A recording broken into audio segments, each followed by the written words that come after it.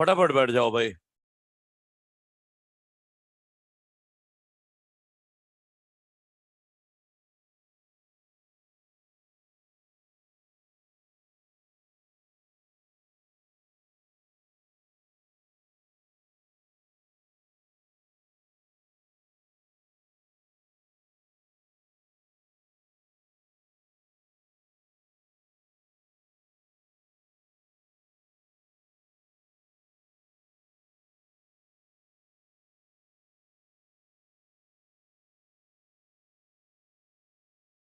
Okay, चलिए। कहां पर थे? 5 पॉइंट्स हो गए थे ना। चलो आ जाओ। देखो, एक चीज बता रहा हूं जो कि अभी बनाना नहीं है, समझ लो बस। एक चीज बता रहा हूं जो बनाना नहीं है, सिर्फ समझना है।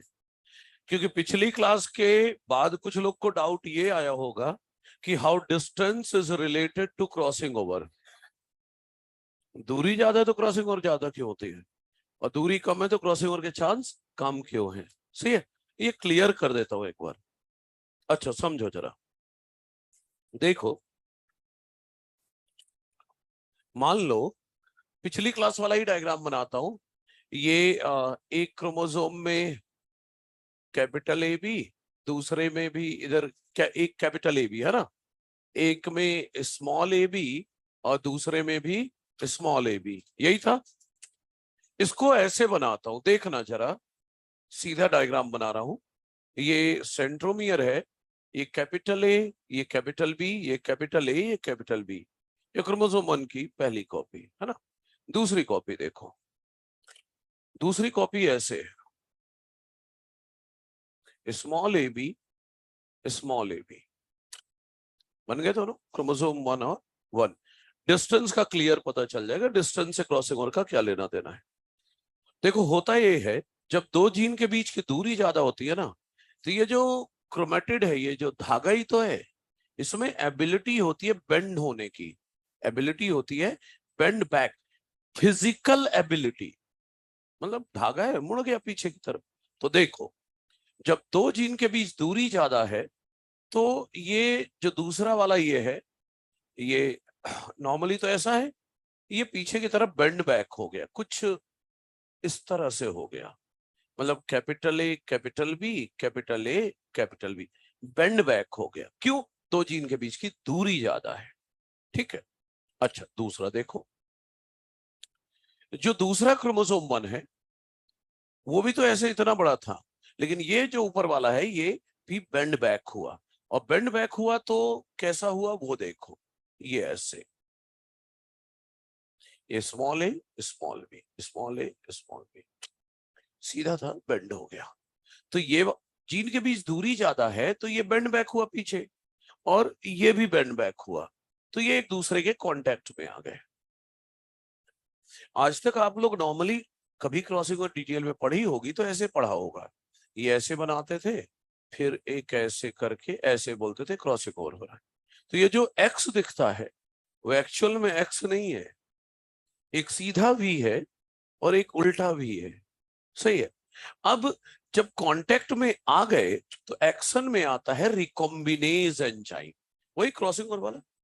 वो पहले कट लगाएगा, यहाँ कट लगाएगा तो डीएनए ऐसा हो जाएगा, ये क्रोमेटिड जो है, ये वाला ऐसे, ये ऐसे, ये capital A capital B, capital A capital B, ये बेंड हो गया।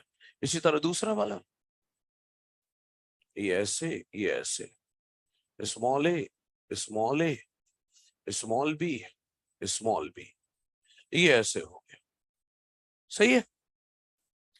देखो रिकम्बिनेज एंजाइम में दो पार्ट होते हैं। रिकम्बिनेज जो एंजाइम यहाँ काम करती है, उसके दो हिस्से होते हैं। पिछले साल सेल डिवीजन में पढ़ा था आपने। एक है एंडोन्यूक्लियेज जो काटने का काम किया था, एक होता लाइगेज जो जोड़ने का काम करेगा। जुड़ते समय 50% चांस है, जुड़ते समय 50% चांस है काला वाला काले से जुड़ जाए, नीला वाला नीले से जुड़ जाए, मतलब क्रॉसिंग ओवर हुई ही नहीं। काला वाला काले से जुड़ जाए, नीले वाला नीले से जुड़ जाए, मतलब क्रॉसिंग ओवर हुई ही नहीं। और 50% चांस है कि काले वाले के साथ नीला जुड़ जाए और नीले वाले के साथ काला। तो चलो बदल के जुड़वा देते हैं। तो बदल के अगर जुड़वाओगे तो ये ऐसे हो गया, यहाँ कैपिटल ए कैपिटल बी, यहाँ कैपिटल ए, और कौन आकर जुड़ गया, नीला वाला जुड़ गया ना, स्मॉल बी। और इधर ये ऐसे है, ये स्मॉल ए स्मॉल ए स्मॉल बी, लेकिन इससे क्या जुड़ चुका है, ब्लैक वाला, कैपिटल बी। ये है क्रॉसिंग ओवर। अब देखो जरा, 4 क्रोमेटिड है यहाँ, ये एक गैमीट में चला जाएगा तो एक गैमीट में कैपिटल ए भी पहुंचेगा, एक गैमीट में कैपिटल ए स्मॉल बी पहुंचेगा, एक गैमीट में स्मॉल ए कैपिटल बी पहुंचेगा, एक गैमीट में स्मॉल ए बी पहुंचेगा, ऐसा ही होगा ना। तो 4 गैमीट बने, इनमें से रिकॉम्बिनेंट कितने हैं, 2 हैं, मतलब 4 में से 2, तो रिकॉम्बिनेंट कितने आ रहे हैं, 50%। एक्चुअली थोड़ी देर में बोलूंगा कि मैक्सिमम फ्रीक्वेंसी जो होती है रिकॉम्बिनेशन की होती है 50%। मैक्सिमम रिकॉम्बिनेंट कितने आ सकते हैं, 50%। उसका प्रूफ ये है, 4 तरह के क्रोमेटिड है, 4 क्रोमेटिड है, चारों अलग अलग गैमीट में गए तो 4 तरह गैमीट बने, तो ये और ये तो पेरेंटल हो गए और ये दोनों रिकॉम्बिनेंट, 4 में से 2 ही तो रिकॉम्बिनेंट है, तो मैक्सिमम फ्रीक्वेंसी रिकॉम्बिनेशन की कितनी होगी, 50%। समझ रहे मेरी बात। तो मैक्सिमम फ्रीक्वेंसी रिकॉम्बिनेशन की कितनी होगी, जल्दी बैठो भाई, फ्रीक्वेंसी ऑफ रिकॉम्बिनेशन मैक्सिमम जो होगी वो कितनी होगी, 50%। अभी थोड़ी देर में लिखाऊंगा भी कि 50% होता है।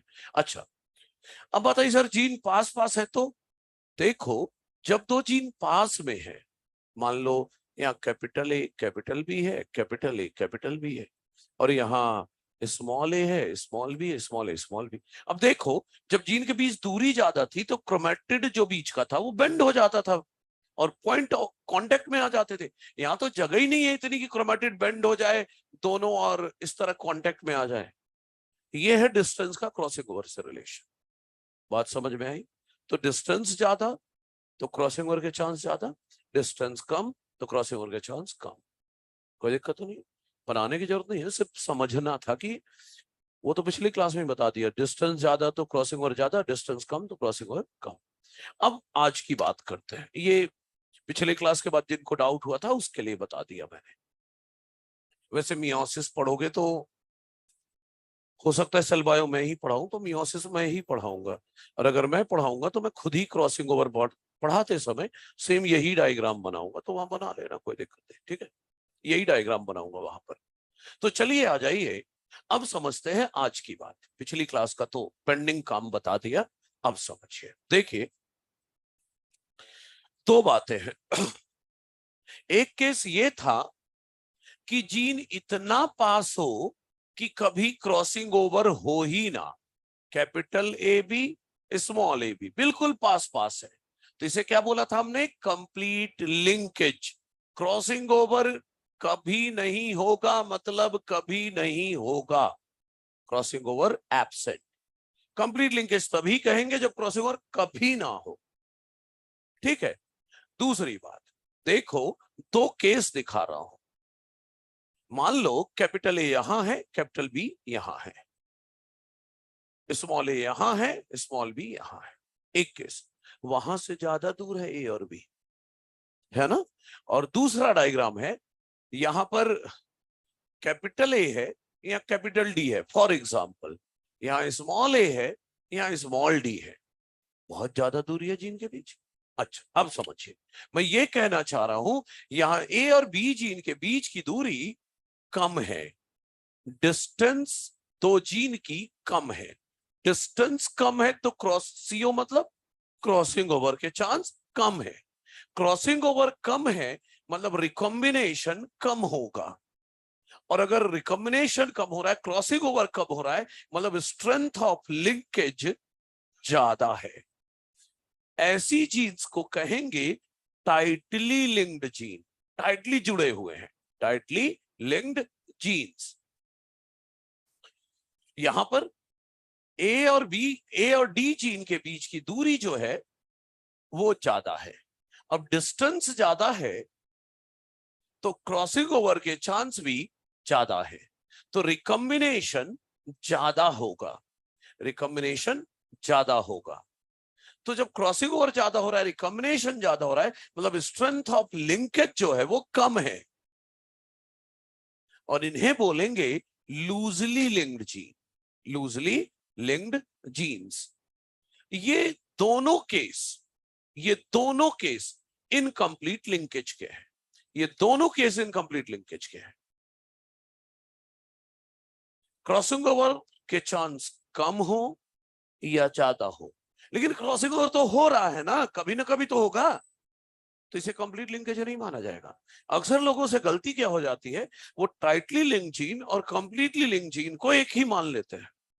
तो ध्यान रखना, जब तक क्वेश्चन में कंप्लीटली लिंक्ड ना दिया हो, जब तक क्वेश्चन में कंप्लीटली लिंक्ड नहीं दिया है, तब तक कंप्लीट लिंकेज नहीं मानेंगे। अगर टाइटली लिंक दिया है तो इनकम्प्लीट लिंकेज में ही आएगा। समझ गया मेरी बात? तो कंप्लीट लिंकेज में वो आएगा कब, कि जब क्रॉसिंग ओवर कभी भी ना हो, थोड़ा बहुत हो या ज्यादा हो, इनकम्प्लीट लिंकेज में आएगा। सही है। अब मुझे बताना है फैक्टर अफेक्टिंग क्रॉसिंग ओवर। पहला फैक्टर तो देख ही चुके हो, डिस्टेंस ज्यादा तो क्रॉसिंग ओवर ज्यादा। एक बार फैक्टर्स देख लेते हैं फिर लिखना। हाँ, यहां पर ये कंप्लीट लिंकेज की बात हो गई, ये इनकम्प्लीट लिंकेज की बात हो गई। यहां पर दिखाता हूं आपको factors affecting crossing over, factors affecting crossing over. देखो जरा, पहला तो बता ही चुका हूं, डिस्टेंस ज्यादा तो क्रॉसिंग ओवर के चांस ज्यादा, और क्रॉसिंग ओवर ज्यादा मतलब लिंकेज कम। अच्छा, दूसरा, टेम्परेचर बढ़ाने पर क्या होगा। देखिए, जब भी कभी पढ़ते हो ना, कहीं भी पढ़ो कि टेम्परेचर बढ़ाने से ये बढ़ेगा, इसका मतलब क्या होता है आप सब जानते हो। क्रॉसिंग ओवर कौन कराता है? Recombinase enzyme. क्रॉसिंग ओवर कौन कराता है? Recombinase enzyme.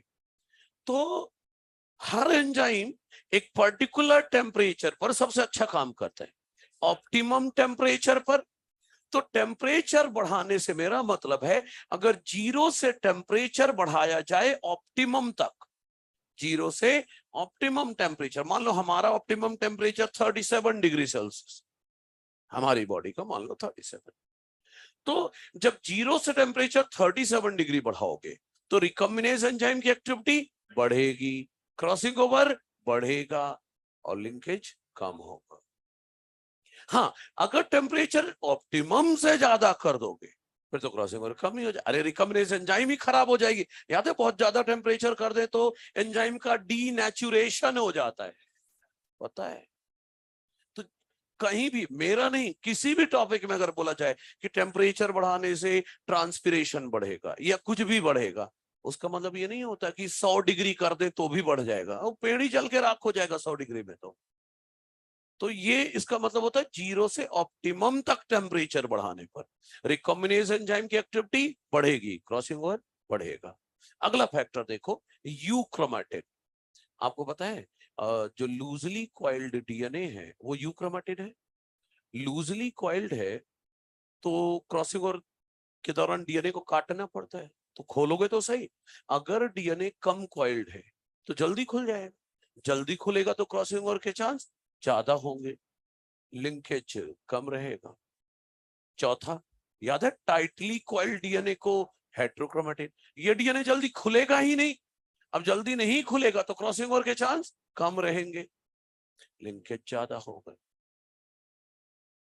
ठीक है। अगला, उम्र बढ़ने के साथ, उम्र बढ़ने के साथ केवल टीलोमरेज एंजाइम की एक्टिविटी कम नहीं होती, उम्र बढ़ने के साथ हर एंजाइम की एक्टिविटी कम होती है। तो उम्र बढ़ने के साथ रिकॉम्बिनेज एंजाइम की एक्टिविटी भी तो कम होगी, तो क्रॉसिंग ओवर के चांस कम होंगे, लिंकेज ज्यादा हो। फिर सेक्स ऑफ द ऑर्गेनिज्म, कि वो मेल है कि फीमेल है। फीमेल में बोला जाता है क्रॉसिंग ओवर ज्यादा होगी, ठीक है, और मेल में बोला जाता है क्रॉसिंग ओवर कम होगी। अच्छा, कोई इधर कोई ऐसा वैसा मतलब नहीं है इसका, इसका सिर्फ छोटा सा मतलब है। क्रॉसिंग ओवर किसके बीच होती है? होमोलॉगस क्रोमोसोम के बीच, है ना। क्रॉसिंग ओवर किसके बीच होती है? होमोलॉगस क्रोमोसोम के बीच। तो समझना मेरी बात, फीमेल में ऑटोसोम 22 पेयर है, अरे 46 क्रोमोसोम है। फीमेल में ऑटोजोम भी जोड़े में है और सेक्स क्रोमोसोम भी जोड़े में है, होमोलॉगस। तो फीमेल में हर क्रोमोसोम क्रॉसिंग ओवर दिखाएगा तो ज्यादा हो गया। मेल के ऑटोसोम और फीमेल के ऑटोसोम दोनों में बराबर क्रॉसिंग ओवर होगा, लेकिन मेल में सेक्स क्रोमोसोम तो जोड़े में नहीं है ना, एक्स अलग है वाई अलग है, तो वहां क्रॉसिंग ओवर नहीं होगी। बस उसको बोल रहे हैं कि मेल में क्रॉसिंग ओवर कम होगी। फीमेल में तो सिर्फ एक्स एक्स है तो क्रॉसिंग ओवर पूरा होगा, मेल में तो एक्स और वाई है तो वहां क्रॉसिंग ओवर नहीं होगा। बस इसलिए बोल रहे हैं मेल में क्रॉसिंग ओवर कम, और कोई मतलब नहीं है और कोई सेंस नहीं है। दोबारा देख लो, टेम्परेचर बढ़ाने पर, 0 से ऑप्टिमम टेम्परेचर बढ़ाओगे तो रिकॉम्बिनेज एंजाइम की एक्टिविटी बढ़ेगी, क्रॉसिंग ओवर के चांस बढ़ेंगे, डीएनए जल्दी खुलेगा, यूक्रोमाटिन क्रॉसिंग ओवर जल्दी होगा। हेट्रो ज्यादा कॉइल्ड है, जल्दी नहीं खुलेगा, क्रॉसिंग ओवर कम होगी। उम्र बढ़ने के साथ रिकॉम्बिनेज एंजाइम की एक्टिविटी कम होगी, क्रॉसिंग ओवर कम होगा। फीमेल में हर क्रोमोसोम जोड़े में है, होमोलोगस, तो हर क्रोमोसोम क्रॉसिंग ओवर दिखाएगा, लेकिन मेल में एक्स और वाई थोड़ी जोड़े में है तो वहां क्रॉसिंग ओवर कम होगी, तो फिर क्रॉसिंग ओवर कम होगी। समझ गए मेरी बात? तो ये फैक्टर्स हो गए अफेक्टिंग क्रॉसिंग ओवर। आज आपको क्या बनाना है, एक तरफ पेज में कंप्लीट लिंकेज दिखा दो, ये भी तो दिखा दो, और दूसरी तरफ ये बना दो कि इनकम्प्लीट लिंकेज में ये दोनों आएंगे। फिर फैक्टर्स अफेक्टिंग क्रॉसिंग ओवर लिखो, फिर मैं आगे बताता हूँ। छोटे छोटे कुछ टॉपिक्स हैं, आगे वो पढ़ लें।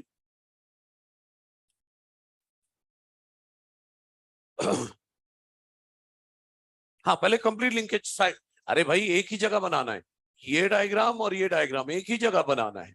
इसको ज्यादा एरिया में फैला के रख दो, इसको साइड में छोटा सा बना के रख दो, ताकि कंप्लीट लिंकेज और इनकम्प्लीट लिंकेज का थोड़ा सा अंतर पता चलता रहे।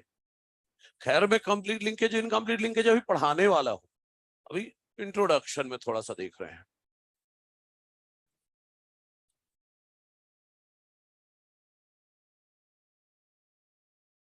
नहीं, हाँ, दो जीन के बीच के जो, याद है नॉन फंक्शनल डीएनए होता है, नॉन, दो जीन्स के बीच वो है। हाँ, बिल्कुल। एक्चुअली वो शुरुआत में इसलिए बताया, कल क्लास के बाद भी एक दो लोग आ गए कि ये डिस्टेंस से क्या लेना देना, तो मैं बोला चलो समझा देता हूँ।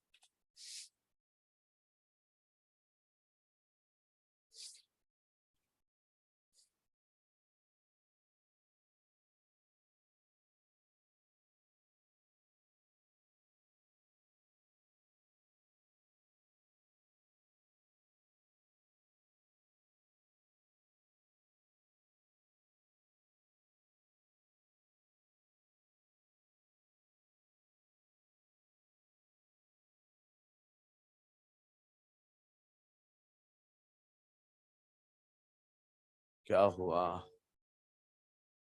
लिख लो आगे।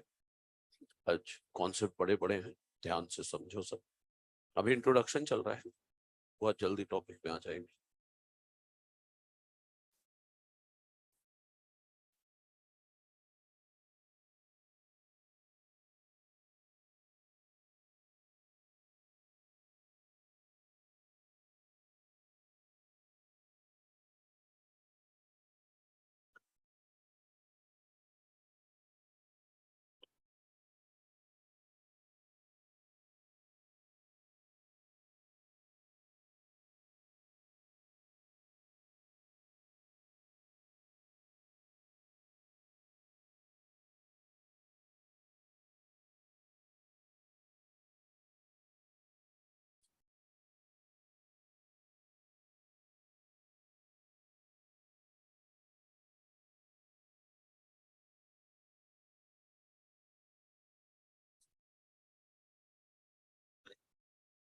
कहीं पर क्वेश्चन आ जाए, प्रोसेस अपोजिट टू लिंकेज, क्या बताओगे?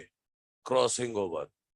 दिख रहा है, क्रॉसिंग ओवर ज्यादा तो लिंकेज कम, लिंकेज ज्यादा तो क्रॉसिंग ओवर कम।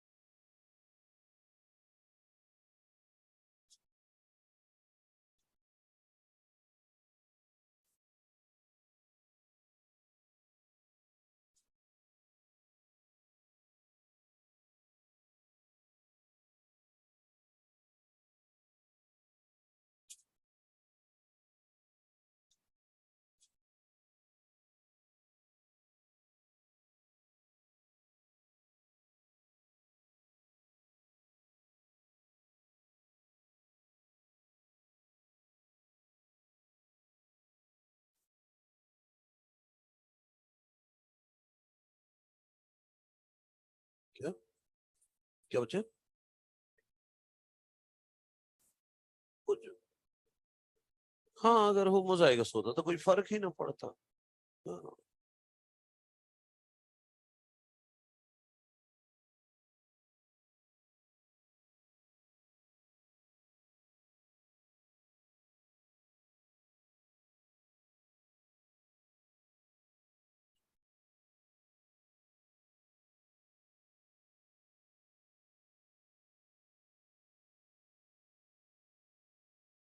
जल्दी आ जाओ।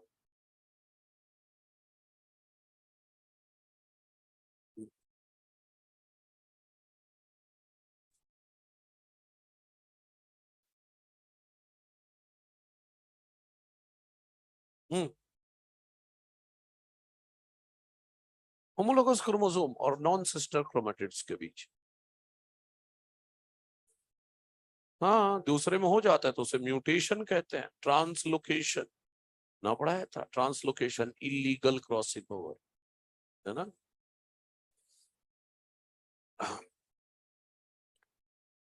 ये हटा रहा हूं मैं, ठीक है कंप्लीट करिए इसे। और अब एक वर्ड बताने जा रहा हूं, लिंकेज ग्रुप।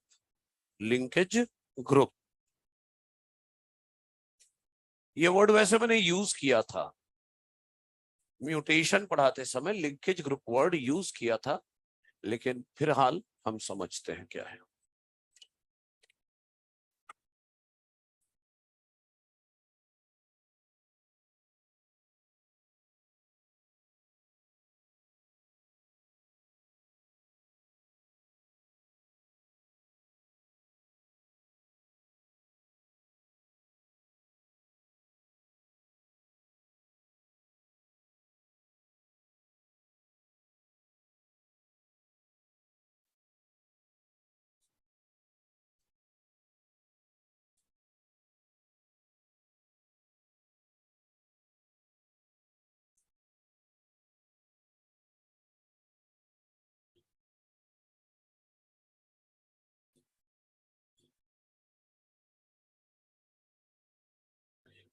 ठीक है सब खत्म। देखें, दो छोटे छोटे कॉन्सेप्ट और बचे हैं, वो पढ़ लेते हैं, फिर एक्चुअल लिंकेज पढ़ेंगे। अभी ये सब इंट्रोडक्शन है अभी तो। आइए देखते हैं लिंकेज ग्रुप क्या होता है। रेडी? अरे गो तो ठीक है, कुछ लोग लिख रहे हैं, लिख तो ले।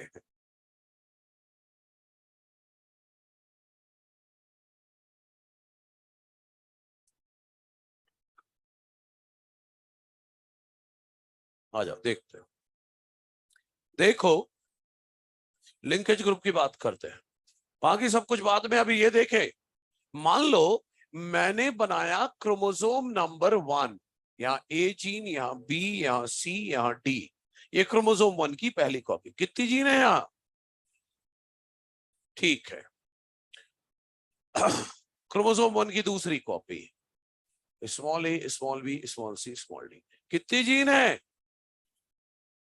एक क्रोमोसोम तो भी 4, जोड़ा बना दिया तो भी। मुझे 4 जीन को, मान लो एग्जांपल दे रहा हूं, मान लो मुझे 4 जीन को एक लिंकेज ग्रुप कहना था, 4 जीन मिलाकर मुझे एक लिंकेज ग्रुप कहना था। तो या तो मैं बोल दूं एक क्रोमोसोम में जितनी जीन है, या एक क्रोमोसोम के जोड़े में जितनी जीन है, that is one linkage group. Definition पढ़ो, all the genes present on a chromosome or in one pair of homologous chromosome constitute one linkage group। तो क्रोमोसोम 1 और 1 क्या हुआ? One pair of homologous chromosome, यही है ना। One pair of homologous chromosome को ही एक लिंकेज ग्रुप कहते हैं। One pair of homologous chromosome को ही एक लिंकेज ग्रुप कहते हैं। मान लो मैंने यहां क्रोमोसोम 2 और 2 बनाया, क्रोमोसोम 2 और 2, यहां पर जीन है पी, क्यू, आर, एस, यहाँ small P, small Q, small R, small S, ये भी एक लिंकेज ग्रुप हो गया। मतलब हर होमोलॉगस पेयर ऑफ क्रोमोसोम को एक लिंकेज ग्रुप बोलना है। एक क्रोमोसोम में जितनी जीन है, सुनना, एक क्रोमोसोम में जितनी जीन है वो हमेशा एक साथ इनहेरिट होती है।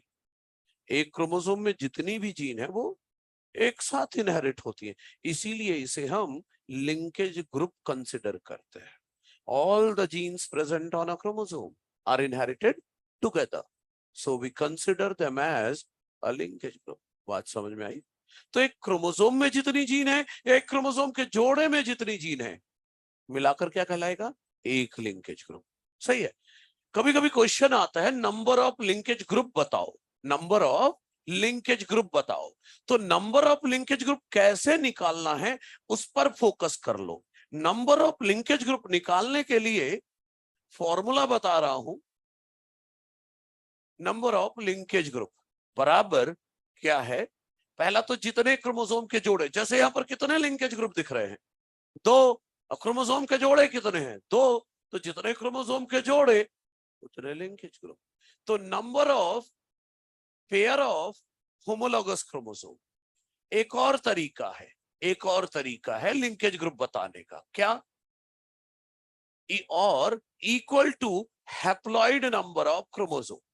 कैसे सर? मैं एग्जांपल देता हूं। देखो, मान लो एक ऑर्गेनिज्म है, ध्यान देना, एक ऑर्गेनिज्म है, 2n बराबर 10 क्रोमोसोम, 2n बराबर 10 क्रोमोसोम। तो क्रोमोसोम 10 क्रोमोसोम का मतलब 2n मतलब समझते हो, हर क्रोमोसोम 2 बार है। मतलब उसके पास क्रोमोसोम 1, 2, 3, 4, 5, 5 तरह के क्रोमोसोम है। पांचों 2-2 बार है, तभी तो डिप्लॉइड लिख रहे हो। तो कितने जोड़े हैं क्रोमोसोम के? 5। तो 2n है, 10 क्रोमोसोम। तो जोड़े कितने हुए क्रोमोसोम के? 5। तो लिंकेज ग्रुप कितने हुए? 5। या तो ऐसे बोल दो, या फिर n की वैल्यू कितनी है अभी? 2n 10 है, तो n की वैल्यू कितनी है? 5। लिंकेज ग्रुप भी 5। दो में से कैसे भी बोल दो। अरे आपको 5 लिंकेज ग्रुप बोलना था, या तो बोल दो 5 जोड़े हैं क्रोमोसोम के, तो 5 हो गया। या n की वैल्यू 5 है इसलिए 5 लिंकेज ग्रुप है। दो में से कैसे बोल दो। तो यहां पर कितने लिंकेज ग्रुप है? 5। समझे क्या? एक्चुअली लिंकेज ग्रुप क्या बताता है? एक्चुअली लिंकेज ग्रुप बताता है कितने तरह के क्रोमोसोम है। कितने तरह के क्रोमोसोम है? 5 तरह के। तो लिंकेज ग्रुप 5। मतलब लिंकेज ग्रुप 3 तरह से बता सकते हो। एक तो कितने जोड़े हैं? 5 जोड़े हैं, 5 लिंकेज ग्रुप।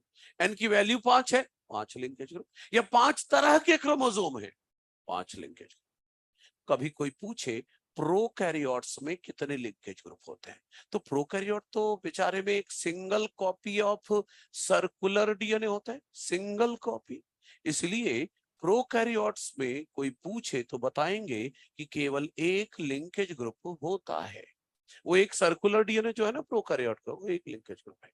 अरे प्रोकैरियोट लिखा हो, बैक्टीरिया लिखा हो, माइकोप्लाज्मा लिखा हो, ब्लू ग्रीन एल्गी लिखा हो, कोई भी प्रोकैरियोट हो, एक लिंकेज ग्रुप, वो एक सर्कुलर डीएनए जो है उनका, वही एक लिंकेज ग्रुप है। समझ रहे हैं मेरी बात? अच्छा, कुछ दूसरे ऑर्गेनिज्म के लिंकेज ग्रुप की बात करने जा रहा हूं। मान लो मैं यहां पर ऑर्गेनिज्म का नाम लिखने वाला हूं।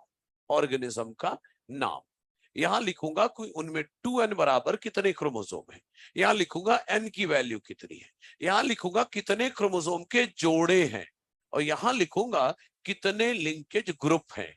नंबर ऑफ लिंकेज ग्रुप लिखूंगा यहां पर। तो चलो देख लेते हैं, ध्यान देना भाई। सबसे पहले गार्डन पी से शुरुआत करते हैं। गार्डन पी, गार्डन पी और बार्ली, इन दोनों में 2n बराबर होता है 14 क्रोमोसोम।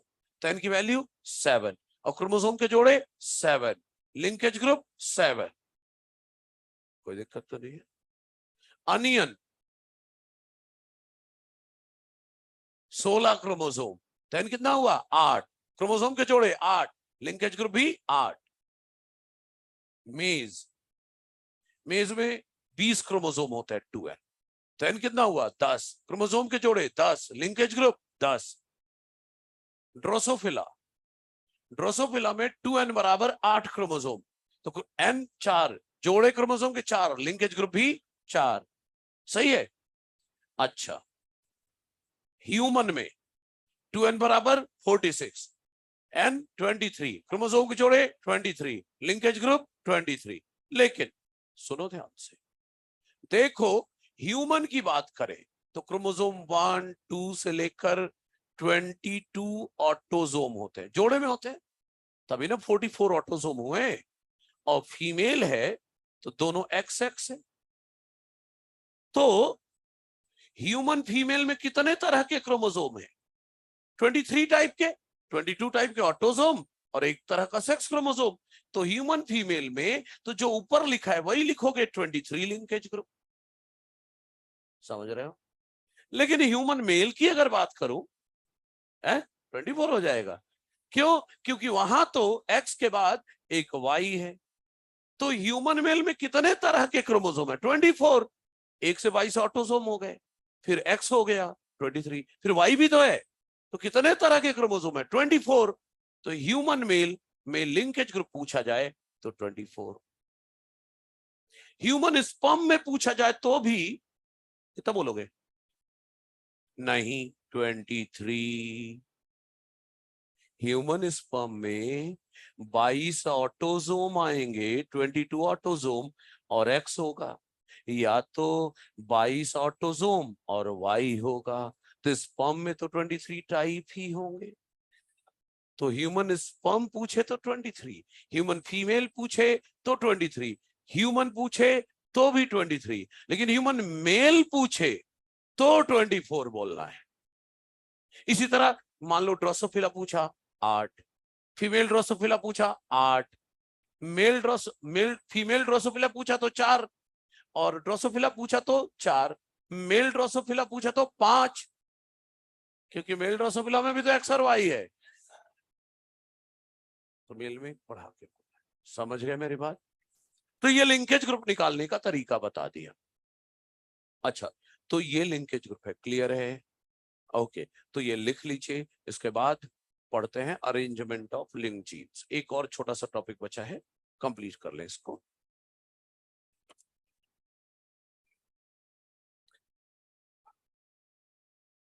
ये लिंकेज ग्रुप था,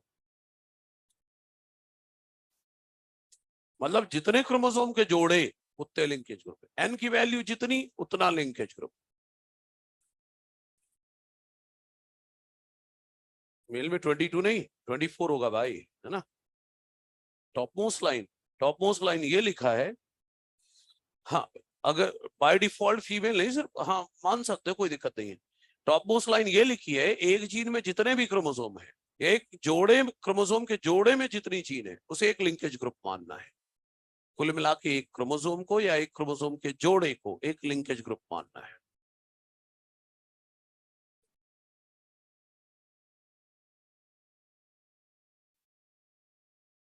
हाँ, कोई डाउट आ रहा है? बोलो भाई। हाँ,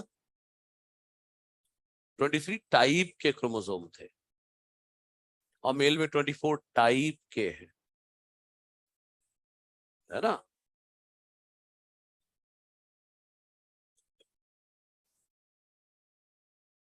कुछ हिस्सा ना वो पढ़ेंगे, अलग चीज है वो अलग चीज है, पढ़ेंगे सेक्स लिंकेज के अंदर, उसकी भी बात करेंगे अगली क्लास में, अंत में आ जाएगा। मतलब अभी आप XY को अलग मानो, बाद में जब डिटेल में पढ़ाऊंगा मैं सेक्स लिंकेज इन ह्यूमन, तो पता चलेगा X और Y क्रोमोसोम ह्यूमन का कैसा होता है, क्या कुछ हिस्सा मिलता है या पूरी तरह से अलग होता है, वो सेक्स लिंकेज इन ह्यूमन में देखेंगे। ठीक है ना? हाँ भाई, कौन से बच्चे?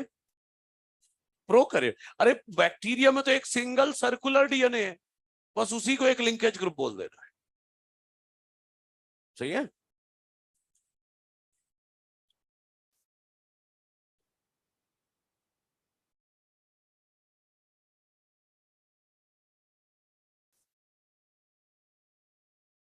एनसीईआरटी में, 12th एनसीईआरटी में याद है, फर्स्ट चैप्टर में एक क्रोमोसोम की टेबल है, किसमें कितने क्रोमोसोम होते हैं, और आप सोच रहे हो कि उस टेबल को क्या यूज करेंगे? नीट वाले किसमें यूज कर लेंगे? वो जितने भी ऑर्गेनिज्म दिए हैं उस टेबल में क्रोमोसोम नंबर के, उनमें से किसी में पूछ लेंगे कितने लिंकेज ग्रुप है। समझे? तो टेबल याद करनी पड़ेगी। जैसे ऑफियोग्लोसम में 1260 क्रोमोसोम है, तो लिंकेज ग्रुप 630 हो जाएंगे। तो वो टेबल याद करना है, फर्स्ट चैप्टर में जो क्रोमोसोम की टेबल है। कैसे कैसे डॉक्टर ऐसे थोड़ी ना बन जाता है इंसान, इतनी सारी दवाइयां याद रखता है ऐसे थोड़ी ना। मरीज आ गया तो रुक थोड़ा देख लूं यार, भूल गया कौन सी दवाई देना है इसके लिए। है भाई, कुछ बड़ा सोचो यार, छोटा मत सोचो।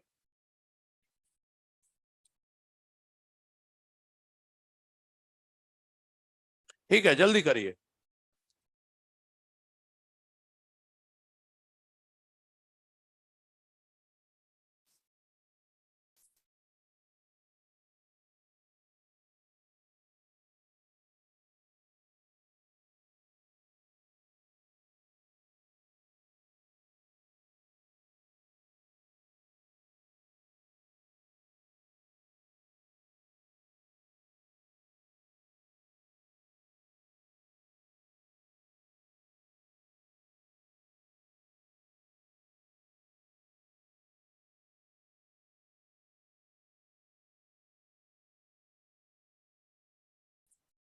कंप्लीट कर लो भाई, लिखो जल्दी से, है ना।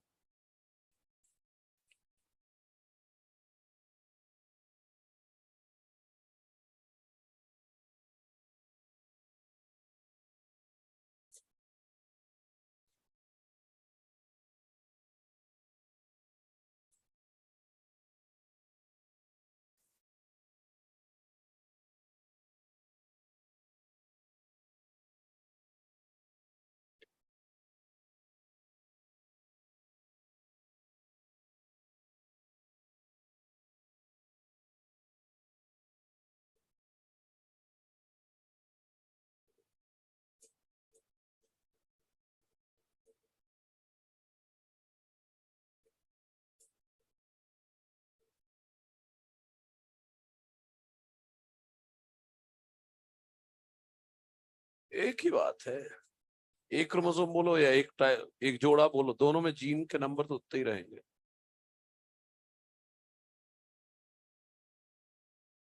हाँ, जीन तो चार ही है ना। आठ जीन थोड़ी ना है ना। हाँ। अरे बन गया, जल्दी करो भाई, बातें नहीं करो यार, बहुत ज्यादा काम है। इंट्रोडक्शन कंप्लीट किया जाए, एक छोटा सा टॉपिक और है, इसके बाद इंट्रोडक्शन पूरा हो जाएगा, फिर लिंकेज के टाइप देखते हैं।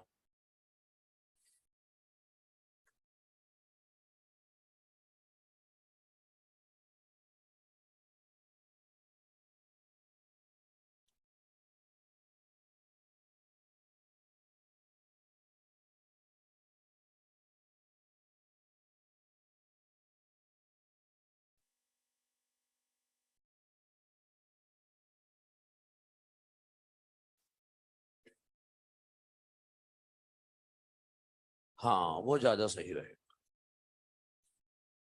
हाँ, टोटल दो टाइप के तो दो लिंक।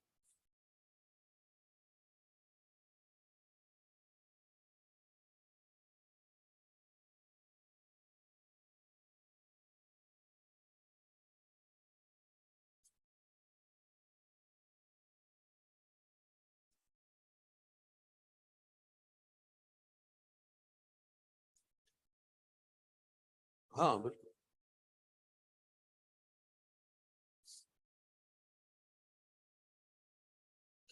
ठीक है, कंप्लीट।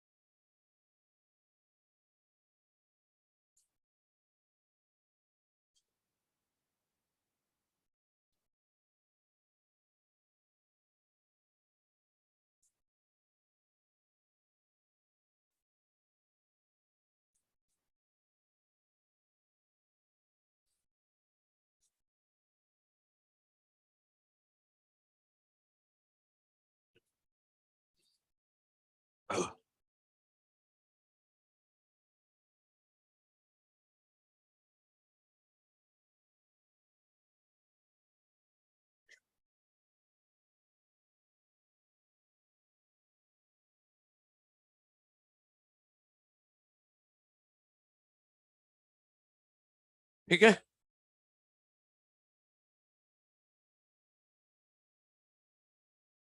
अब हमें पढ़ना है arrangement of link genes on chromosome.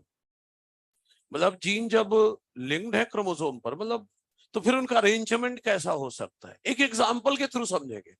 मान लो मैंने एक ऑर्गेनिज्म मान लिया, capital A capital B small B. Sir bracket में क्यों कुछ लिख दिया?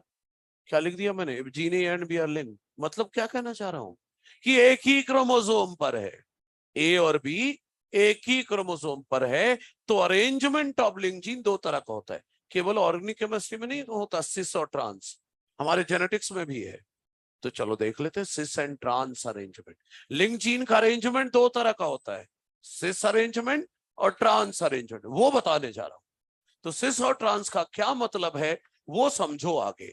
पहले देखो इधर, ऐसा अरेंजमेंट हो सकता है कि एक क्रोमोसोम में दोनों डोमिनेंट एलील हैं और एक क्रोमोसोम में दोनों रेसेसिव एलील हैं, तो इसे कहेंगे सिस अरेंजमेंट। सिस अरेंजमेंट को ही दूसरा नाम देते हैं कपलिंग स्टेट। सिस अरेंजमेंट को क्या नाम देते हैं? Coupling state. इसे ओरिजिनल फॉर्म बोलते हैं। मतलब हम ऐसा एज्यूम करते हैं कि नेचर में शुरुआत में एक क्रोमोसोम में दोनों डोमिनेंट एलील और एक में दोनों रेसेसिव, ऐसा था। सर कैसे ओरिजिनल इसीलिए लिखा। सर शब्दों में लिखना हो तो कैसे लिखोगे? इधर देखो, शब्दों का ही खेल है अब सारा। Capital A B slash small A B. Slash का मतलब है इधर एक क्रोमोसोम उधर दूसरा क्रोमोसोम। स्लैश किस पर? कैपिटल ए बी, मतलब एक क्रोमोसोम में कैपिटल ए बी है, इधर स्मॉल ए बी मतलब दूसरे क्रोमोसोम में स्मॉल ए बी है। और ऐसे भी लिख सकते हैं plus plus small A B. ये लिखा कम मिलेगा, ये ज्यादा लिखा मिलेगा। और ऐसा जैसे ही प्लस आता है लोग सोच रहे हैं अभी ये क्या आ गया। बिल्कुल सिंपल है, पहला लेटर स्मॉल ए है तो पहला प्लस कैपिटल ए है, दूसरा लेटर स्मॉल बी है तो दूसरा प्लस कैपिटल बी है। कोई दिक्कत तो नहीं है? अच्छा सुनिए, ये जब गैमीट बनाएगा, जब ये गैमीट बनाएगा तो डायहाइब्रिड है तो चार तरह के गैमीट ही तो बनेंगे। कौन कौन से? एक बनेगा कैपिटल ए बी, एक बनेगा स्मॉल ए बी। एक गैमीट कैपिटल ए बी, एक स्मॉल ए बी। इन दोनों गैमीट को बोल दूं कि they are parental types of gamete. भाई capital A B as it is, small A B as it is. लेकिन अगर क्रॉसिंग ओवर हो गई तो कैपिटल ए के साथ स्मॉल बी आ जाएगा और स्मॉल ए के साथ कैपिटल बी आ जाएगा। तो इन दोनों गैमीट को बोलूं रिकॉम्बिनेंट टाइप ऑफ गैमीट। सही है? ओके। तो ये तो सिस अरेंजमेंट हो गया जीन का, एक क्रोमोसोम पर दोनों डोमिनेंट एलील और एक क्रोमोसोम पर दोनों रेसेसिव एलील। लेकिन कभी कभी सिस अरेंजमेंट में क्रॉसिंग ओवर हो जाती है। सीओ मतलब केयर ऑफ नहीं, क्रॉसिंग ओवर। अब क्रॉसिंग ओवर हो जाए तो ये कैसा हो जाएगा? कैपिटल ए के साथ स्मॉल बी आ जाएगा और स्मॉल ए के साथ कैपिटल बी आ जाएगा। इसे कहेंगे ट्रांसफर। दोनों इंटर कन्वर्टिबल हैं। अरे भाई इसमें क्रॉसिंग ओवर करा दोगे तो ये बन जाएगा। तो वहां एक क्रोमोसोम में दोनों डोमिनेंट एलील, एक क्रोमोसोम में दोनों रेसेसिव एलील, तो सिस। यहां दोनों क्रोमोसोम में एक एक डोमिनेंट एक एक रेसेसिव है, एक डोमिनेंट एक रेसेसिव, एक डोमिनेंट एक रेसेसिव। इसे क्या बोलेंगे? Trans arrangement. ट्रांस अरेंजमेंट का दूसरा नाम है रिपल्सन स्टेट। जैसे सिस अरेंजमेंट का दूसरा नाम था कपलिंग स्टेट, इसका दूसरा नाम है रिपल्सन स्टेट। और इसे बोलूं ये ओरिजिनल फॉर्म नहीं है, ये बना है due to crossing over, not original form. Original form नहीं है, produce due to crossing over, crossing over के थ्रू बना है। अच्छा वो तो सब ठीक है सर, ये शब्दों में कैसे लिखे? ऐसे लिखो ना, capital A small B slash small A capital B, समझ जाओगे। मतलब एक क्रोमोसोम में कैपिटल ए स्मॉल बी है और दूसरे में स्मॉल ए कैपिटल बी, ये देखने को कम मिलेगा। अब आप खुद ही बोलो, क्या बोलो? सही है। इस प्लस की जगह कैपिटल बी नहीं लिख सकता क्योंकि पहला लेटर स्मॉल ए है, तो पहला प्लस तो कैपिटल ए ही है, और दूसरा लेटर स्मॉल बी है तो दूसरा प्लस कैपिटल बी है। आपको क्वेश्चन में ये नहीं मिलेगा, ये मिलेगा। तो जब ऐसे क्वेश्चन आया करे ना तो घबराया ना करो, फटाफट प्लस हटा लिया करो, डोमिनेंट एलील लिख लिया करो, ताकि सॉल्व करना आसान हो जाए। समझ गए मेरी बात? ये भी तो डायब्रिड है, 4 तरह के गैमीट बनाएगा, ये भी तो 4 तरह के गैमीट बनाएगा। लेकिन सुनिए, एक गैमीट बनेगा कैपिटल ए स्मॉल बी, एक बनेगा स्मॉल ए कैपिटल बी। ये दोनों गैमीट पेरेंटल कहलाएंगे, क्योंकि ये तो बिना क्रॉसिंग ओवर के बनाना ये वाला gamete, capital A small B as such, small A capital B as such. जबकि सिस में ये दोनों गैमीट रिकॉम्बिनेंट है, क्योंकि कैपिटल ए स्मॉल बी तो क्रॉसिंग ओवर से ही बन सकता है गैमीट, लेकिन यहाँ तो कैपिटल ए स्मॉल बी बिना क्रॉसिंग ओवर एज सच आ गया, एज सच आ गया तो ये दोनों पेरेंटल है। और अगर क्रॉसिंग ओवर हो जाए तो बन जाएगा कैपिटल ए कैपिटल बी और स्मॉल ए स्मॉल बी। इन दोनों गैमीट को रिकॉम्बिनेंट बोलोगे। समझे क्या? ये है मामला। तो सिस और ट्रांस की थीम क्या है? एक क्रोमोसोम में दोनों डोमिनेंट एलील, एक क्रोमोसोम में दोनों रेसेसिव एलील, तो सिस अरेंजमेंट। और अगर दोनों क्रोमोसोम में एक एक डोमिनेंट एक एक रेसेसिव एलील है तो ट्रांस अरेंजमेंट हो गया ये। आप एक्चुअल जन लिंकेज पढ़ेंगे, टाइप्स ऑफ लिंकेज, 2 तरह का, कंप्लीट लिंकेज और इनकम्प्लीट लिंकेज। अब आपको दिखेगा लिंकेज होने से क्या फर्क पड़ता है। मैंने क्यों बोला था कि लिंकेज को अलग से हिस्से में रखना है ब्रेन के, ठीक है, देखते हैं। आगे ये खत्म करें फिर लिंकेज के टाइप्स पढ़ते हैं।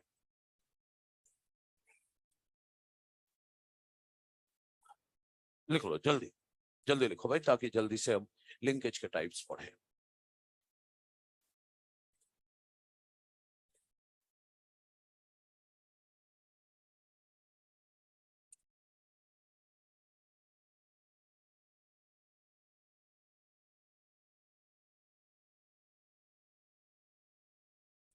अच्छा अच्छा, कपलिंग और रिपल्सन क्यों बोला?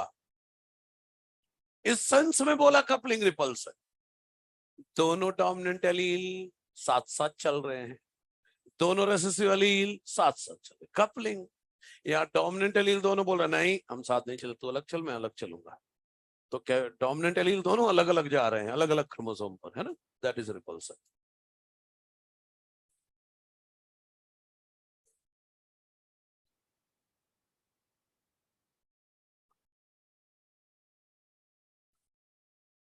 लॉजिक कुछ नहीं है, थोड़ा एडवांस लेवल दिखाना था, कम पढ़े लिखे लोग ना पढ़ पाए, ठीक है। हाँ, नहीं तो डोमिनेंट एलील से चल रहा था, क्या फर्क पड़ता है, कैपिटल स्मॉल चल ही रहा है, हम वैसे भी मॉडिफाई करके ही पढ़ने वाले हैं।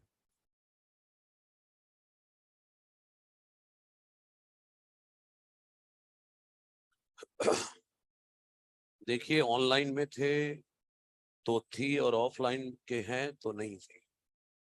नहीं, आप लोग के लिए नहीं है, इन बैच को आप लोग को नहीं बोल रहा हूँ, ये मैसेज वालों को बोल रहा हूँ। कुछ नहीं, चलो तो करो यार, क्या है, चलो।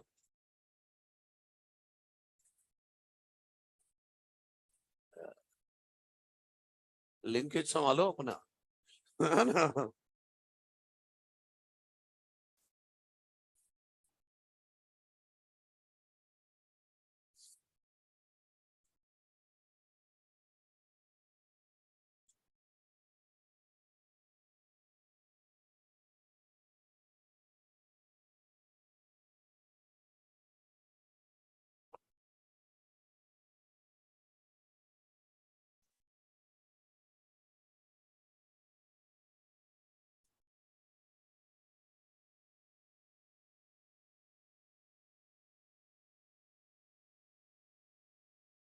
बच्चे सिस को ओरिजिनल ही एज्यूम किया गया है और ओरिजिनल ही एज्यूम करना है, ये अजम्पशन है। रिज्यूम कर रहा है तो बस यही चलता रहेगा।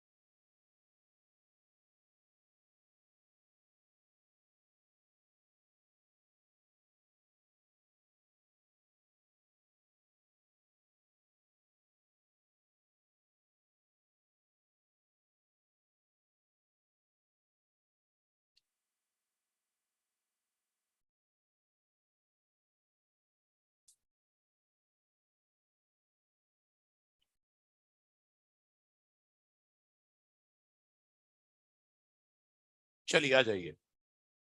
अब पढ़ते हैं लिंकेज के दो टाइप। अब अभी तक लिंकेज ठीक ठाक चल रहा है।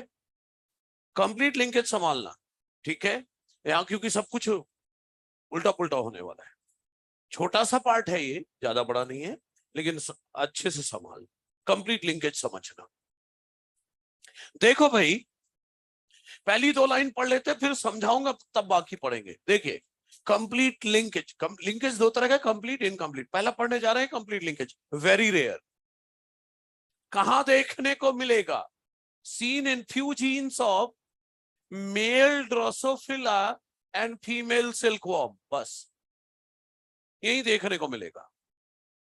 और ये जो लाइन लिखी है वहां यही लिखा है कि दो जीन इतने क्लोज है क्रोमोसोम पर कि क्रॉसिंग ओवर कभी नहीं होगी। Crossing over never occur between the two genes. क्यों? As such genes are very closely located on the same chromosome. चलो एक एग्जांपल लेके समझते हैं, ध्यान देना। कंप्लीट लिंकेज समझाने के लिए मैं एक एग्जांपल लेता हूं। मान लो मैंने एक एग्जांपल लिया, एक ऑर्गेनिज्म लिया जिसमें यहां कैपिटल ए है, यहां कैपिटल बी है, और यहां स्मॉल ए है, यहां स्मॉल बी है। तो ये organism capital A small A, capital B small B है। मतलब कैसा है ये ऑर्गेनिज्म? डाइहाइब्रिड। डाइहाइब्रिड है, लेकिन जीन इतने पास है कि कभी क्रॉसिंग ओवर होगी ही नहीं। अब क्रॉसिंग ओवर नहीं होगा तो रिकॉम्बिनेंट नहीं आएंगे। 100% जो भी आएंगे सब पेरेंटल आएंगे। नॉर्मली डाइहाइब्रिड ऑर्गेनिज्म कितने टाइप के गैमीट बनाएगा? तो गैमीट बनाने का फॉर्मूला है 2n, 2 स्क्वायर, 4 गैमीट बनेगा। 4 बनता है ना, यहां नहीं बनेगा, यहां सिर्फ 2 बनेंगे क्योंकि क्रॉसिंग ओवर तो होगी नहीं। अरे भाई ये डाइहाइब्रिड है, 4 तरह के गैमीट बनाना चाहिए, लेकिन ये गैमीट बनाएगा सिर्फ।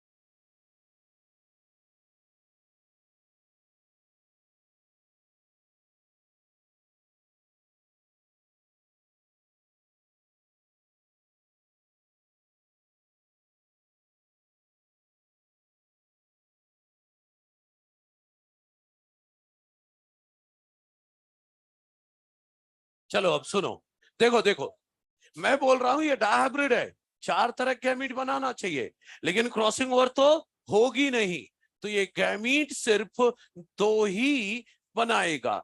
एक गैमीट में कैपिटल ए के साथ कैपिटल बी आएगा और एक गैमीट में स्मॉल ए के साथ स्मॉल बी आएगा।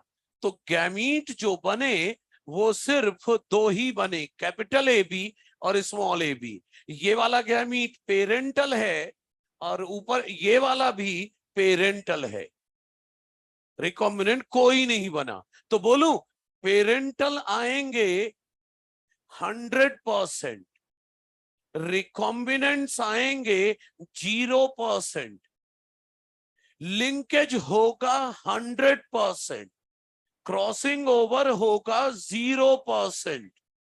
सही है? मतलब मैं ये कहना चाह रहा हूं कि in case of complete linkage, in case of complete linkage, types of gamete का formula 2n is not applicable. या गैमीट बनेंगे ही सिर्फ 2, डाइहाइब्रिड छोड़ो, ये कितने भी हाइब्रिड हो गैमीट 2 ही बनेंगे। मतलब देखो अभी जगह है, मान लो एक क्वेश्चन आया नीट में, how many types of gamete will be produced by a try-hybrid plant. वैसे तो 2 क्यूब हो जाता 8 तरह के गैमीट, लेकिन यहां कब by trihybrid plant if all the genes are if all the genes are completely linked। Try क्या पेंटा हाइब्रिड हो तो भी 2 ही बनेंगे। या मतलब टाइप ऑफ गैमीट का फॉर्मूला 2n नहीं चलेगा, बल्कि 2 ही गैमीट बनेंगे। डायग्राम समझ लो भाई, ट्राई हाइब्रिड प्लांट ले लिया एग्जाम्पल के तौर पर, इसका मतलब है इसके एक क्रोमोसोम में यहां कैपिटल ABD है, दूसरे क्रोमोसोम में स्मॉल ABD है। तो जो गैमीट बनेंगे, गैमीट तो 2 ही टाइप के बनेंगे, है ना, 2 टाइप के गैमीट बनेंगे। कौन कौन से? एक गैमीट में आ जाएगा कैपिटल ABD और एक गैमीट में आ जाएगा स्मॉल ABD। तो 2 ही तो गैमीट बने, कैपिटल ABD और स्मॉल ABD। कंप्लीट लिंकेज का पहला इंपैक्ट देखा आपने? नॉर्मली ट्राइहाइब्रिड था तो 8 गैमीट बनाने चाहिए, लेकिन यहाँ 2 ही बने। ट्राइहाइब्रिड छोड़ो, चाहिए कितने भी हाइब्रिड हो, कितने भी हाइब्रिड ऑर्गेनिज्म हो, अगर सभी जीन कंप्लीटली लिंक्ड है तो गैमीट 2 ही बनेंगे। ये पहला इंपैक्ट है। एक और इंपैक्ट है, वो समझाने के लिए, ये सब खत्म करने के बाद मैं आपको एक क्वेश्चन लिखाने वाला हूं, कंप्लीट लिंकेज का और क्या क्या इंपैक्ट है, उस क्वेश्चन को करने से क्लियर हो जाएगा और कंप्लीट लिंकेज भी पूरा हो जाएगा। ठीक है, कंप्लीट करिए, फिर इनकम्प्लीट लिंकेज का इंट्रोडक्शन देखते हैं।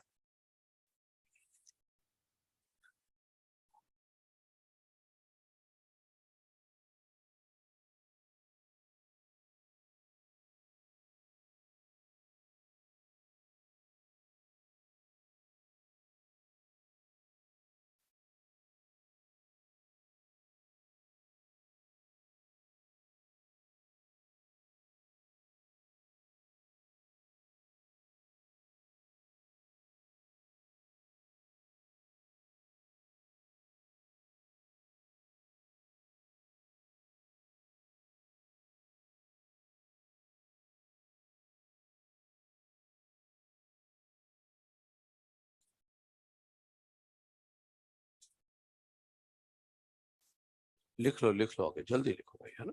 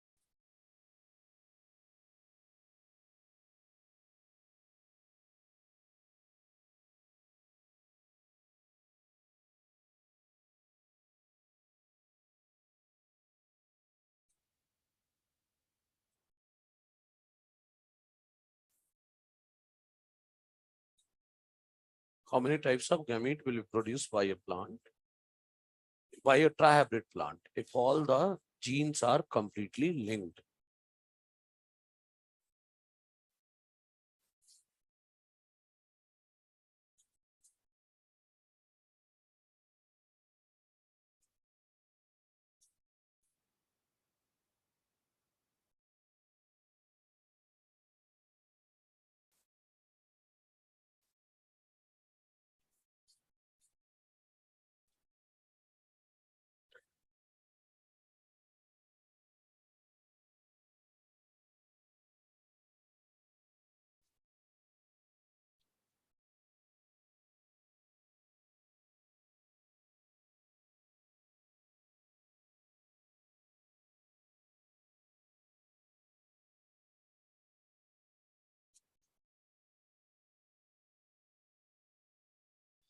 लिखो अभी, लिख लो जल्दी से, बातें नहीं करो।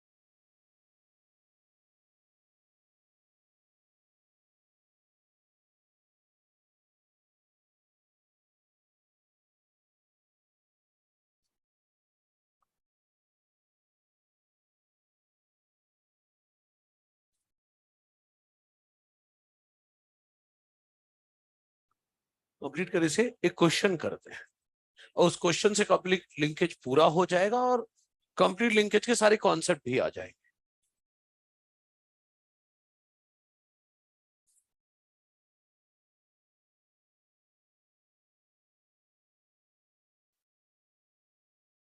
ये वाला हटा रहा हूं मैं, वो वाला कंप्लीट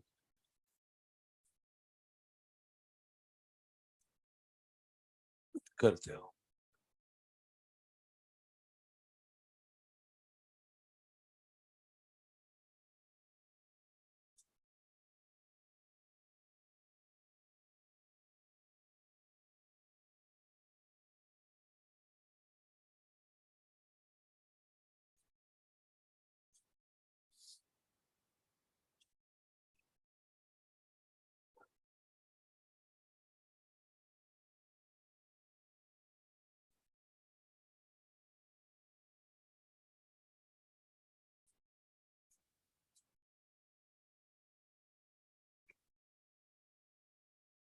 हो गया?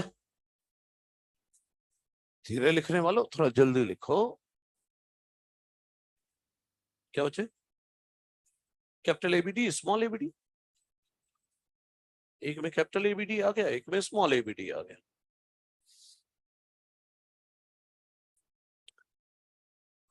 अच्छा तो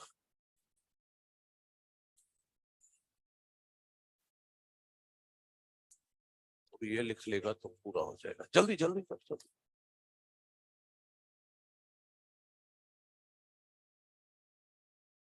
मतलब कंप्लीट लिंकेज का एक इफेक्ट क्या देखा आपने? ऑर्गेनिज्म कितने भी हाइब्रिड हो, अगर सभी जीन कंप्लीटली लिंक्ड है तो गैमीट तो दो ही बनेंगे, एक ही है। हाँ, दूसरा इफेक्ट जो देखने वाला है ये इस क्वेश्चन से दिखेगा। तो एक क्वेश्चन लिखिए, इन अ प्लांट, क्वेश्चन लिखिए, in a plant, in a plant gene for stem height capital T, in a plant, in a plant gene for stem height capital T, gene for stem height capital T, and gene for flower color capital R, and gene for flower color capital R, capital R, capital R लिख लिया। अब इसके बाद ARER लिखो, R completely linked। फिर से बोल देता हूं फ्लो में, in a plant gene for stem height capital T and gene for flower colour capital R completely linked. मतलब T और R जीन कंप्लीटली लिंक्ड है। अब आगे बढ़ो क्वेश्चन में, if a pure tall red, if a pure tall red, if a pure tall red,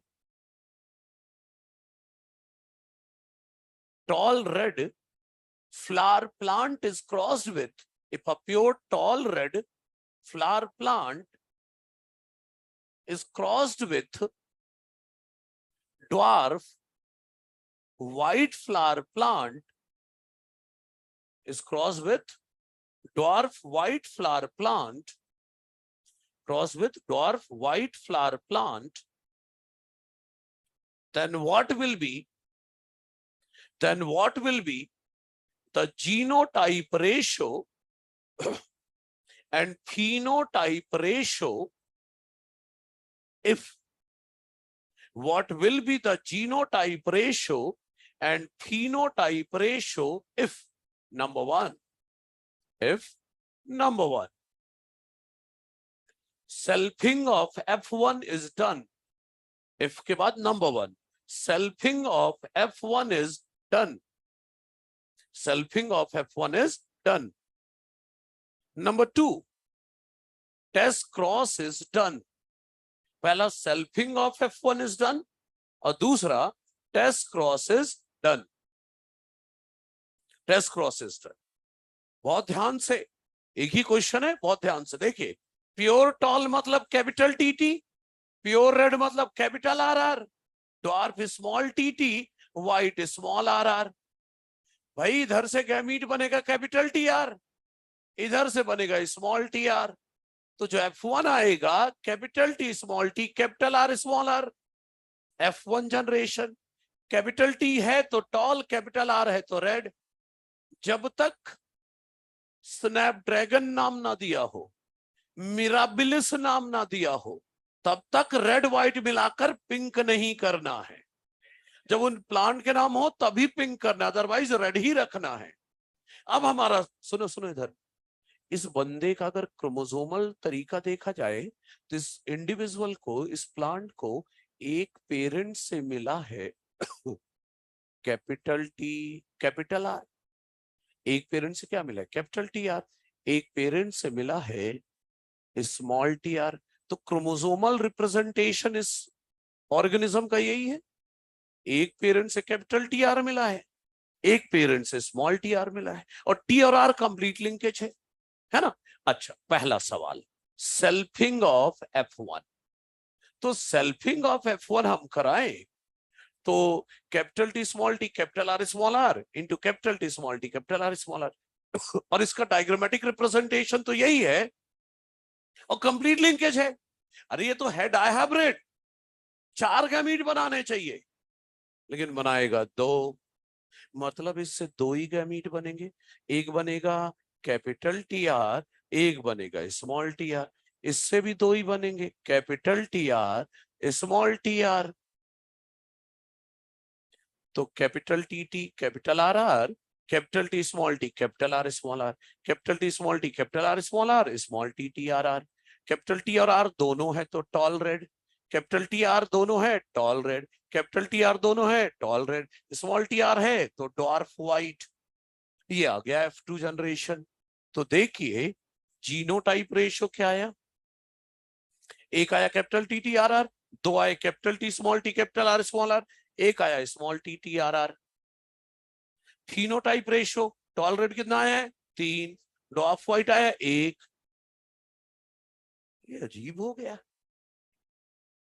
हम करा तो रहे थे डाइहाइब्रिड क्रॉस और रिजल्ट आया मोनोहाइब्रिड क्रॉस का, है ना।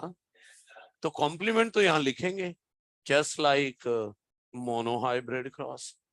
अरे भाई डाइहाइब्रिड क्रॉस नहीं, आप तो पेंटा हाइब्रिड क्रॉस करा लो। अगर ये पेंटा हाइब्रिड होता, ये भी पेंटा हाइब्रिड होता, गैमीट तो 2-2 ही बनते, तो चेकरबोर्ड तो 4 का ही बनता, रेशो यही आते।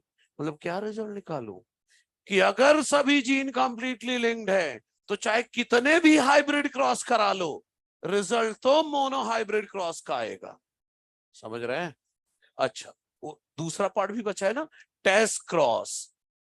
टेस्ट क्रॉस कराना है तो टेस्ट क्रॉस किसके बीच होगा? F1 और होमोजाइगस रेसेसिव। तो इधर से गैमीट 2 बनेंगे, capital T R small T R, इधर से स्मॉल टी आर। तो क्या बनेगा? Capital T small T capital R small T small R R. तो टी और आर दोनों है तो ये तो हो गया टॉल रेड, स्मॉल टी है तो डॉर्फ, स्मॉल आर है तो व्हाइट। तो जीनोटाइप रेशियो क्या है? 1:1। फिनोटाइप रेशियो क्या है? 1:1। फिर से गड़बड़ हो गई। अरे हम करा तो रहे थे डाई हाइब्रिड टेस्ट क्रॉस, और डाइहाइब्रिड टेस्ट क्रॉस में 4 बार 1 आता है, यहाँ 2 भी बार आया, just like monohybrid test cross. कुल मिला के बोलूं, complete linkage behave just like monohybrid cross. अगर सभी जीन लिंक्ड है, कंप्लीटली लिंक्ड है, तो रिजल्ट मोनोहाइब्रिड क्रॉस का आएगा। क्लोजिंग लाइन, कंप्लीट लिंकेज में क्या क्या याद रखना है कि चाहे ऑर्गेनिज्म कितने भी हाइब्रिड हो, गैमीट तो 2 बनाएगा, और चाहे कितने भी हाइब्रिड क्रॉस करा लो, रिजल्ट मोनो हाइब्रिड क्रॉस का आएगा। बात समझ में आई? लिख लो इसको, यहां पर लिख देता हूं, just like mono hybrid test cross, just like mono hybrid test cross. और अंत में यहां लिख देता हूं complete linkage behave, complete linkage behave just like monohybrid cross, just like monohybrid cross, ये लिख लो। इनकम्प्लीट लिंकेज का इंट्रोडक्शन दे दूं, बस हो गया। ठीक है, जो डिसाइडेड होता है बच्चे, ऐसे थोड़ी ना कि बस मन खत्म, मन भर गया, ऐसे नहीं होता है ना। ठीक है, कंप्लीट कर लें, इसको कंप्लीट करें। हाँ, कौन क्या बोल रहा है? कुछ बोल रहा है? नहीं, चलो जल्दी करो, जल्दी, फास्ट।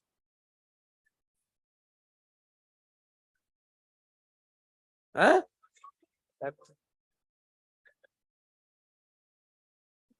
चलो जल्दी करो, अभी लिखो फिलहाल, यही सब कुछ है।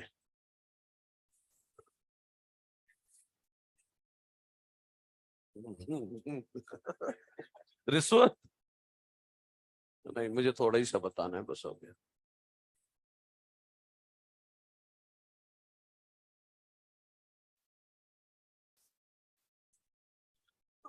ठीक है, जल्दी करो इसको।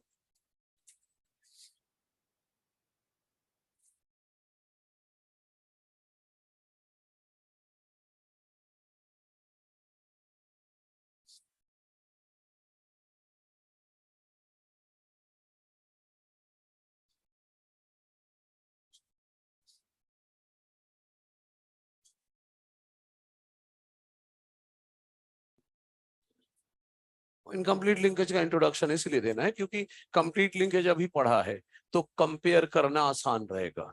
मतलब एक बार ही बोर्ड में डायग्राम बनाऊंगा एक और कंपेयर कर दूंगा।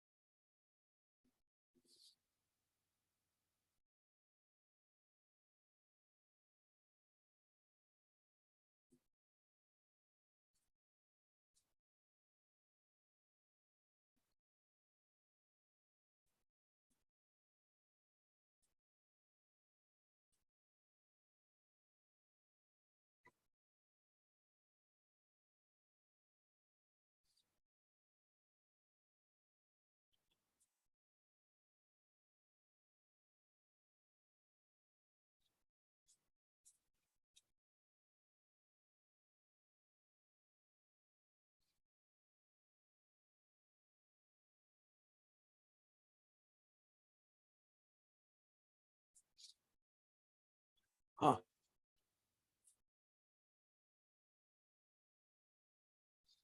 जीन इंटरेक्शन का छोड़ के, है ना, कॉम्प्लीट कॉम्प्लीमेंट जीन ऐसे वालों को कराएगा तो अलग आएगा। हाँ ठीक है, कंप्लीट करो, मैं ऊपर का ये पार्ट हटा रहा हूँ।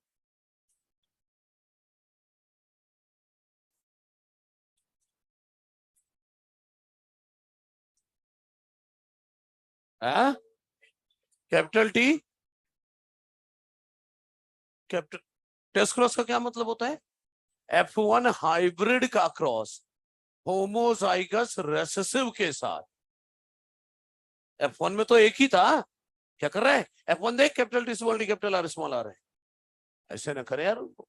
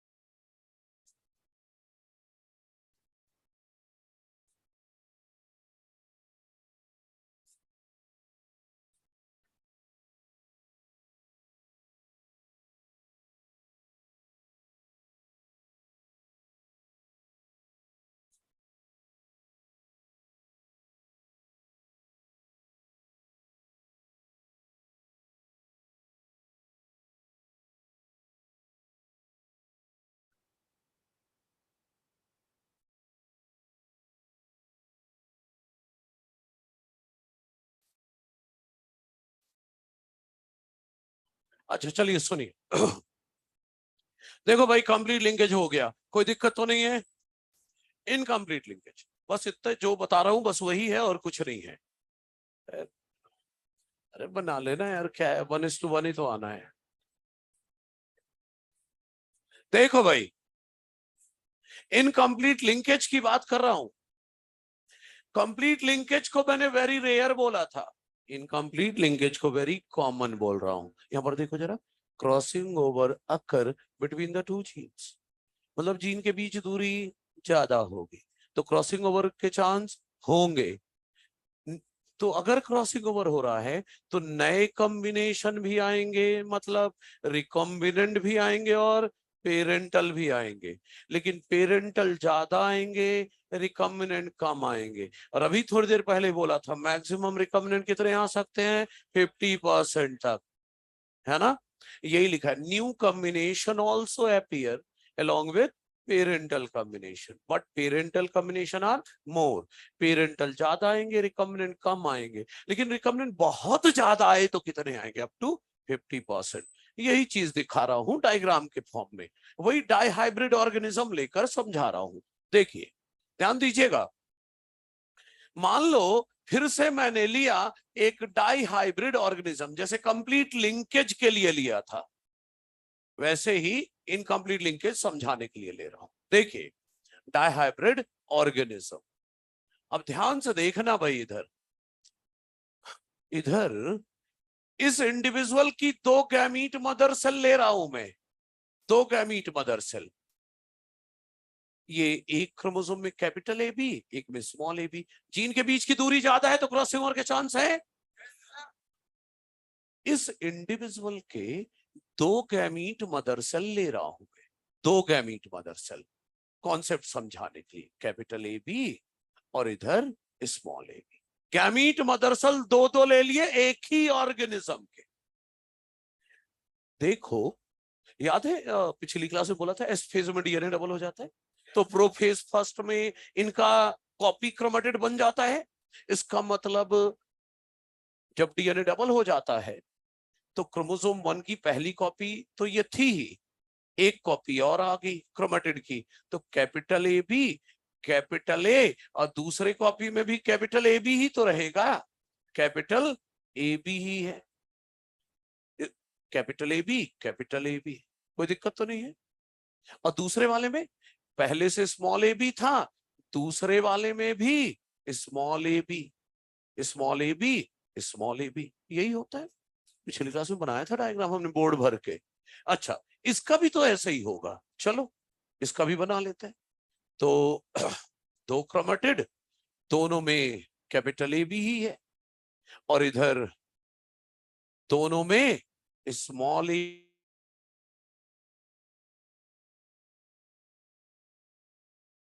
बनाने जा रहे हैं हम, गैमीट्स। देखिए गैमीट मदर सेल में प्रोफेज फर्स्ट के दौरान क्रॉसिंग ओवर होती है। सोचो क्रॉसिंग ओवर के दौरान ऐसे हुआ, ये यहां से कट हुआ तो ये यहां से कट हुआ और एक्सचेंज हो गया, मतलब क्या करा रहा हूं, CO, crossing over. Capital B की जगह स्मॉल बी लग गया, स्मॉल बी की जगह कैपिटल बी लग गया, क्रॉसिंग ओवर हो गई। गैमीट चार तरह के बनेंगे, चलो देखते हैं। गैमीट्स जो बनेंगे वो कौन कौन से बनेंगे, देख लो जरा गैमीट्स। तो गैमीट्स जो बनेंगे, एक गैमीट में कैपिटल ए के साथ कैपिटल बी आया, एक गैमीट में कैपिटल ए के साथ स्मॉल बी आया, एक गैमीट में स्मॉल ए के साथ अब क्या आ गया, कैपिटल बी आ गया, स्मॉल ए के साथ क्या आ गया, कैपिटल बी आ गया, स्मॉल ए के साथ कैपिटल बी आ गया, और एक में स्मॉल ए बी ही आया। तो गैमीट तो चार तरह के बने, है ना। एक गैमीट का नाम कैपिटल ए बी, एक का कैपिटल ए स्मॉल बी, एक का स्मॉल ए कैपिटल बी, एक का स्मॉल ए बी। इसमें से कैपिटल ए बी गैमीट तो पेरेंटल है, स्मॉल ए बी भी पेरेंटल है, और ये जो आया ये रिकॉम्बिनेंट है। आरईसी मतलब रिकॉम्बिनेंट है, सही है। अच्छा अब इधर आओ, इधर भी गैमीट देखते हैं क्या होने वाला है। इधर जब गैमीट बने, सुनिए इधर, ये हिस्सा कैपिटल बी और स्मॉल बी वाला कटा, लेकिन बोला था ना वापस जुड़ते समय 50% चांस होता है कि बदल के जुड़ जाए, 50% चांस होता है जो जिसका टुकड़ा था वो उसी से जुड़ जाए। इसमें जिसका टुकड़ा था उसी से जुड़ गया। समझ रहे हैं? इसका मतलब गैमीट तो 4 बने, गैमीट तो 4 बने, लेकिन जो जिसका टुकड़ा था उसी से वापस जुड़ गया। इसका मतलब क्रॉसिंग ओवर नहीं हुई। अब नहीं हुई तो एक गैमीट में कैपिटल ए के साथ कैपिटल बी, और इसमें भी कैपिटल ए के साथ कैपिटल बी, या स्मॉल ए के साथ स्मॉल बी, या स्मॉल ए के साथ स्मॉल बी। तो गैमीट बना capital A B, capital A B, small A B, small A B. तो ये जितने भी गैमीट बने हैं सब पेरेंटल है, PAR मतलब पेरेंटल। ध्यान से सुनिएगा। तो गैमीट कुल कितने बने? 8। 8 में से पेरेंटल कितने हैं? कितने? तो पेरेंटल गैमीट्स हैं, पेरेंटल गैमीट्स हैं 6 आउट ऑफ 8। रिकॉम्बिनेंट कितने हैं? कितने हैं? 2 हैं। ऊपर वाली लाइन देखो, पेरेंटल ज्यादा आते हैं, रिकॉम्बिनेंट कम आते हैं। लेकिन मैंने बोला मैक्सिमम 50% हो सकता है। मैक्सिमम रिकॉम्बिनेंट कितने हो सकते हैं? 50%। कब होगा? सोचो सोचो, यहां भी क्रॉसिंग ओवर हो जाए, और अगर यहां भी क्रॉसिंग ओवर हो जाए तो ये और ये भी रिकॉम्बिनेंट हो जाएंगे। अरे भाई कैपिटल बी स्मॉल बी बदल के जुड़ जाए तो यहां क्या आ जाएगा? Small B. यहां क्या आ जाएगा? Capital B. तो ये दोनों रिकॉम्बिनेंट हो गए ना। अब कुल कितने रिकॉम्बिनेंट? पेरेंटल कितने हो गए ना रिकॉम्बिनेंट? 50%। लेकिन कब? when crossing over occur in all the cells with respect to given genes, A और B जीन के बीच। तो देखिए मैं बोल रहा हूं maximum frequency of recombination, maximum frequency of recombination is 50%, and it happens when crossing over occur in all the cells with respect to given genes, I mean to say A और B gene।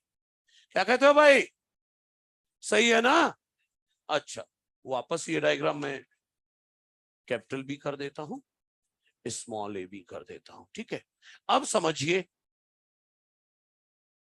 Capital A B small A B, ये कैसा है? Parental, ये भी parent. तो maximum 50% आ सकते हैं, पता हो गया। अच्छा, बात तो सारी खत्म हो गई।